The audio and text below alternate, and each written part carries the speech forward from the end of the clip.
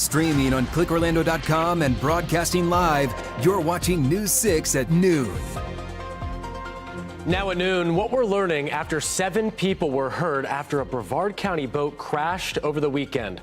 Plus, we're giving you a sneak peek inside the Disney Cruise Line's newest ship. But we do want to start with some breaking news right now at noon. 122 children are now safe after an operation across the state focused on child trafficking. Florida Attorney General James Uthmeier says the mission spanned 2 weeks and brought in children from ages 2 to 17. The operation included Orlando and other parts of Florida, plus 9 other states. He says 14 of those children were saved in Orlando, and more than 200 partners helped track them down. Attorney General Uthmeier says the state is focusing on making sure kids are safe. Here in Florida, everybody now knows protecting our kids, keeping them safe, preventing them from being extorted and endangered. That's what it's all about. That's why we go to work every day. It's why we do what we do. There is no greater calling when it comes to law enforcement. Now, the U.S. Marshal says 6 arrests have been made in this. More are on the way. Those arrested are facing a list of charges, including sexual battery. We have confirmed 7 people were hurt in a Brevard County boat crash over the weekend, and you can see first responders rushing to that scene, some even having to be airlifted. News 6's Angie Casada has been following up this morning and is getting a better look at that dangerous stretch of water. Yeah, we're out on the water with local boater Jordan Wallace, who actually took us out to the area where this crash happened. And if you look behind me, you can see the rocks just out here, as well as some local boaters. But that video that we received last night just shows how intense this rescue was. This is the crash zone. Jordan steering us along the same line where investigators say the boat hit. Last night, first responders surrounded the wrecked vessel, pinned against the rocks in the dark. A scene Jordan Wallace says is familiar for him. He's out on this water every day. Well, typically when people hit the jetties and stuff, they got the boat on autopilot, so they're just not paying attention. I've seen a boat crash into that jetty over there. Recovery crews eventually pulled the damaged boat to shore, its back end crushed from the impact. Moments later, a helicopter lifted off with one of the victims. Another ambulance drove away as medics rushed to stabilize others. That must have been a fairly large boat to have 7 people on it. Yeah. It's not a little skiff probably, but Yeah. If it hits the rocks with the waves, it's pretty violent. Bystanders lined the jetty as a second patient was airlifted out. Deputies say all 7 people on board was accounted for, but multiple people were hurt. Ultimately, life is fragile. That's why we have to have trust in Jesus, because we're not guaranteed tomorrow. It's unfortunate, but you got to be cautious, and it's just boats come by really close to other boats because everything gets funneled in through the port. So you just got to be careful. FWC says it will be leading the investigation into what went wrong. FWC investigators tell us they're working to piece this together. And of course, if there's any updates, we'll be sure to inform you on air and over on clickorlando.com. Reporting in Brevard County, I'm Angie Casada, News 6. Right now, we're working to learn more after 2 teens were killed in a Lake County crash over the weekend. This happened on State Road 33 near Groveland Farms Road on Saturday. FHP says a 16-year-old girl and a 17-year-old boy died. Troopers say a teen driver tried to pass in a no-passing zone and hit an SUV. Several people in the SUV were hurt, including a 75-year-old driver, but they're all expected to be okay. Taking a live look at Orlando International Airport now, where flight restrictions are being lifted starting today, along with nearly 40 other airports across the country. Now, of course, restrictions were put in place during the government shutdown due to staffing shortages with air traffic controllers. Here's the thing. There could still be high wait times and cancellations in the coming weeks as we get closer to Thanksgiving. Officials recommend leaving early, being flexible, and checking cars or flight statuses to avoid any last-minute surprises. The Kissimmee Police Department is turning to new technology to try to make things easier when it comes to reporting some crimes. It's a new online reporting tool that just rolled out a few days ago. Your community correspondent in Kissimmee, Stephanie Rodriguez, is checking it out.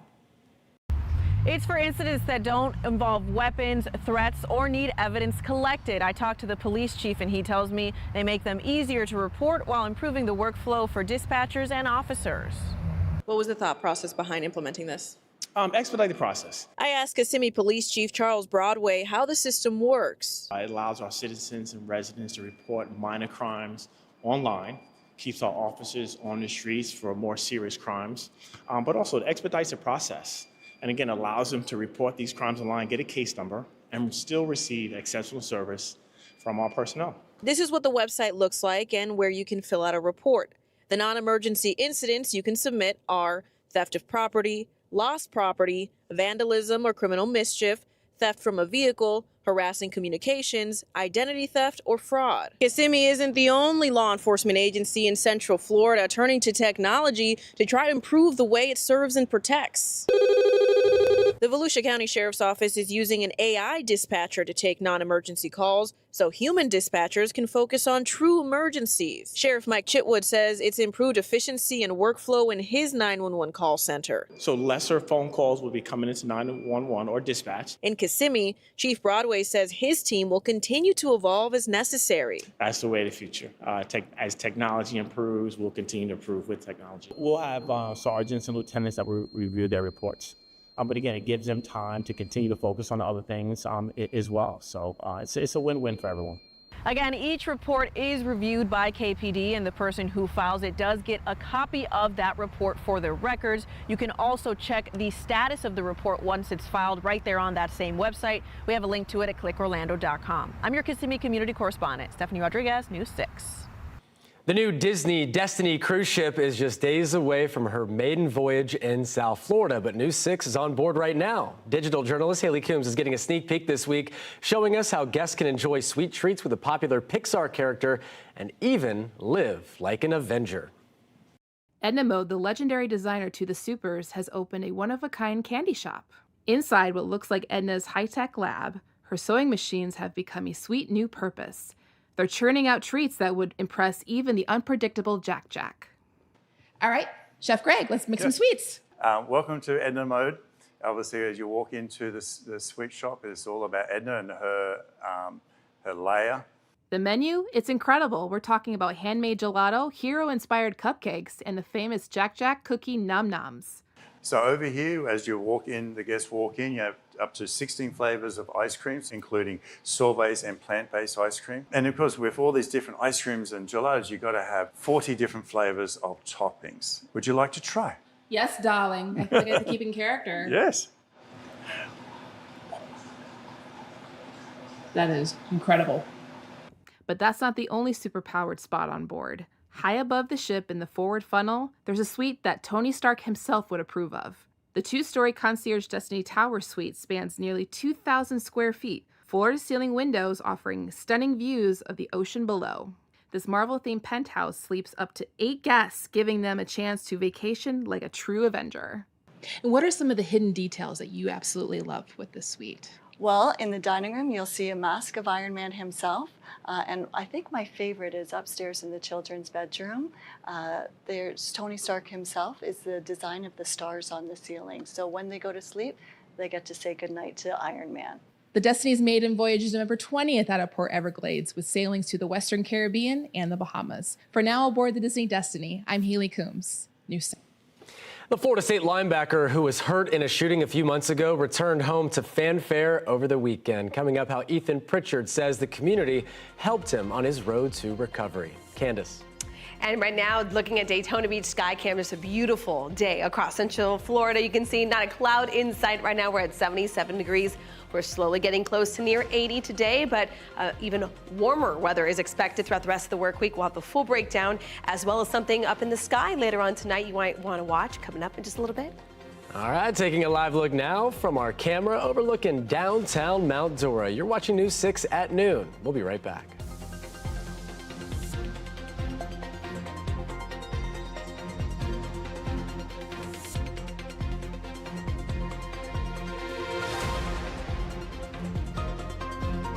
Introducing the new $25 million Gold Rush Multiplier Scratch-Off from the Florida Lottery.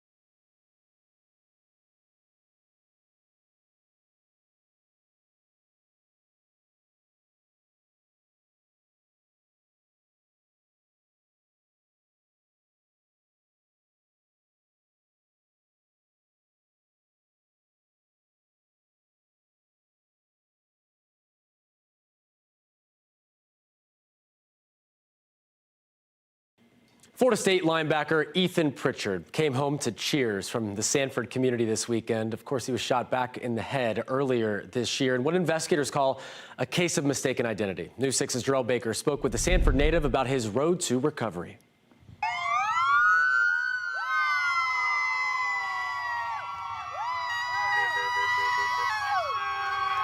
Ethan Pritchard coming home to a hero's welcome Sunday afternoon. They told me I was getting an escort, but I ain't expected to be like this, though. Dozens cheering, holding signs, and wearing his signature Seminole High #9 jersey. It's a miracle, and Sanford is really supporting him. The football team, the students, the parents, everybody in Sanford. It's great to see all these people out here. The FSU freshman linebacker was shot in the back of the head on August 31st while dropping off his family members in an apartment near Tallahassee. FDLE says it was a case of mistaken identity. I just say that really motivated me to go harder every day. Just seeing like everybody wearing my jersey back home, yeah, that really motivated me. After months in the hospital, video shared Thursday by Brooks Rehabilitation in Jacksonville shows Pritchard smiling as he made his way out of the facility surrounded by supporters. It brought tears to my eyes, actually. It was amazing to see him do that and the support of all of the staff at the hospital and just seeing him get out of there. His former high school teammate Omari Griffin, who currently wears #9, says that he's overjoyed Pritchard is alive and back home. I just want to support him through everything because I've been with him since the longest. Once I get my legs back working, it's over with. Pritchard says the community's support gave him the strength that he needed to survive. I was always giving out happiness, loveness, and everything, so it ain't no surprise to me that I'm getting that back from my city. Now, since he's back home, he'll begin rehab 5 days a week starting on Monday. Y'all definitely see me walking before next March. Wow. In Sanford, Jarrell Baker, News 6. What a remarkable recovery. Wish him the best. Wow. All right, let's talk about the weather. It was a foggy start to the day, Candace. That all burned off, and we are going to continue that warming trend throughout the week, really. Right, and really that's going to be a copy and paste kind of weather forecast for the next couple of days. We might crank up the heat a little further towards the end of the week. So although we had some early morning fog this morning, do expect another round of that later on tonight, early tomorrow morning as well. But temperatures once again will be starting off in those 50s and 60s. Then when it comes to the afternoon hours, like what we're already experiencing, we're already in the upper 70s. We'll continue to get to near 80 degrees today, back into those mid 80s by the end of the week. Now temperatures out the door, 76 to 77, even 79 degrees. That is really the overall pattern across Central Florida. Pretty uniform coast to coast. We're at 77 in the Villages, DeLand, or Sanford, Orlando, down through Cocoa Beach, Melbourne, and Mico at this hour. But now let's check on that hour-by-hour forecast for today. Sponsored by Strata Air Conditioning and Heating. AC emergency, you ought to call Strata. Our highs this afternoon, again, back into the upper 70s. We'll get pretty close to near 80 degrees this afternoon. So overall, a nice afternoon. We do have a weak cold front that's trying to make its way into Central Florida. It has no energy backing it behind it. So that's why it's just going to fizzle out and just kind of usher in another nice dry stretch of weather, albeit warmer than where we should be for this time of the year. Then later on tonight, the skies will be clear.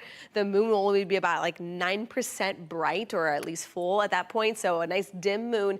And I mentioned that because there's something going on in the sky later on tonight besides the fog that's expected to develop early tomorrow morning. We have the typical November meteor showers. They're called the Leonids meteor shower. The skies are going to be mostly clear again before that fog rolls in. The moon will be about 9% full, and it looks like at times you could pick up maybe 10 to 15 different meteors per hour if you're lucky, just making sure that you're staying away from any of that light pollution that Central Florida has everywhere. Looking here at clouds and rain futurecast, we are going to continue to stay mostly clear throughout tonight and tomorrow as well. We can't rule out the chance of maybe a few passing showers along the coast area there by about Tuesday afternoon. So we're going to hold the chance of rain at only about 10%. But notice the rest of Central Florida, not a cloud in sight. And that's really going to be the setup throughout the next couple of days. So mostly dry and comfortably warm. But the countdown is on, folks. Thanksgiving just 10 days away. I personally like to celebrate another holiday, the end of hurricane season. That's 13 days away, and we only have 44 days left of 2025. But overall, if you're trying to figure out whether or not it's going to be a warm or a hot or cold Thanksgiving, It does look like that jet stream is going to stay up to the north for quite a bit. We have a big ridge of high pressure, and that's going to continue to keep the jet a little nudge towards the north and really lacking any energy from making its way into central Florida. Therefore, we're going to stay warmer than normal. No significant cold fronts, really, with highs staying in the 80s for your Thanksgiving day. So temperatures, as of right now, looking downrange. Again, this is 10 days out. We'll continue to kind of tweak this forecast here. But Thanksgiving morning, as maybe you're watching the parade or doing a little bit of football in the morning, temperatures are going to be about 60 in the low 60s. In the afternoon, we'll be into those low 80s as well. But we're talking about a big shift in the weather pattern. Most of the country is going to see a very warm Thanksgiving. And what's happening is that it's really warm up in the Arctic. And that's really going to allow big kind of weakness in that jet stream. And that's going to allow a big kind of plunge of cold air that will arrive after Thanksgiving, so it could be a pretty chilly start to our Christmas. And as you get results, or December, not Christmas yet, but as you get results here, their full 7-day forecast, you can see we're back into those 80s over the next couple of days. Justin. All right, Candace, thank you. Well, we know buying a house can be extremely rewarding, but of course it can be extremely expensive at the same time. Coming up next, we're taking a look at what state lawmakers are considering that could make home ownership a little bit cheaper. And coming up on News 6 at 6, 2 months ago, Kevin Rodriguez-Zavala, a guest at Epic Universe, died after riding the Stardust Racers roller coaster. News 6 investigator Mike DeForest is pressing state and local authorities to learn more about what led to his death. That's tonight at 6. Here's a live look at MCO from our Light Orlando Delivering Hope camera. You're watching News 6 at noon. Keep it here. We'll be right back.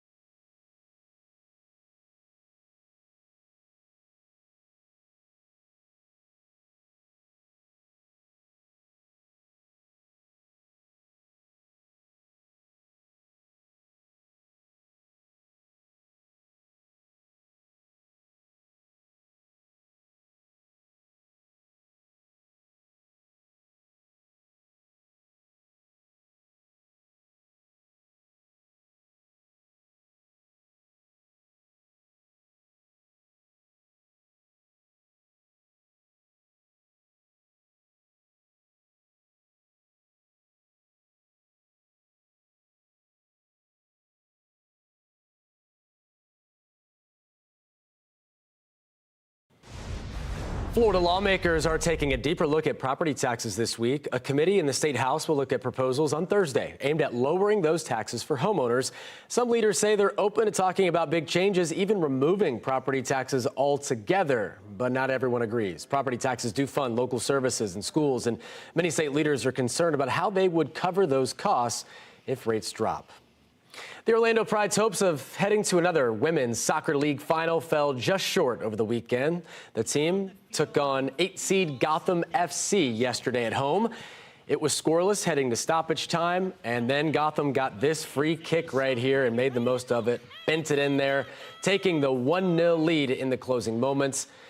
Now, the Pride did have one final shot. Another look at that really nice goal. But the Gotham keeper knocked it down, so Gotham moves on. They face the number 2 seed. Here's a look at the Pride's chances. Really close. Boom, what a great save. The Gotham faces number 2 seed Washington Spirit in next weekend's final. Check out our all-new primetime lineup on News 6 Plus. Matt and Ginger have a new take on the day's news on News 6 tonight. That's at 9 o'clock.